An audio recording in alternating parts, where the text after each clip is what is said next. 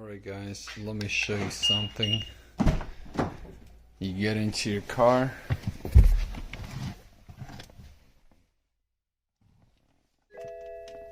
and then you get this error message: remote control battery replace. So that means that your battery in your remote is pretty much dead. So let's go to the office and I will show you how to replace it. Alright guys, so we're back at the office, and these are the correct batteries. I got the Panasonic brand just because they're reputable, and if you get it from the link down I'll send below, it actually gives you the good ones. So it actually shows you that it was produced in 2021 and expires in 2031. So these are fresh cells.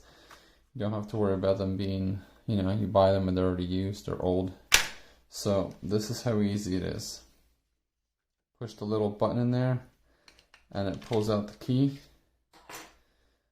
Then you can either use your nails, or I got a little screwdriver here, and you see the little tabs right here. You just pop them up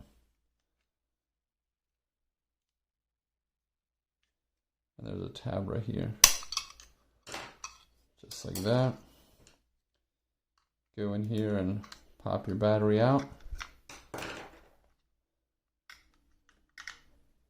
Make sure you put it in the same way.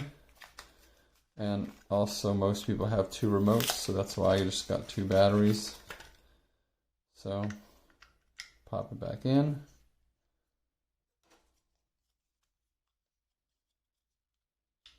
Bottom end goes first. There's a little tab there. It'll pop.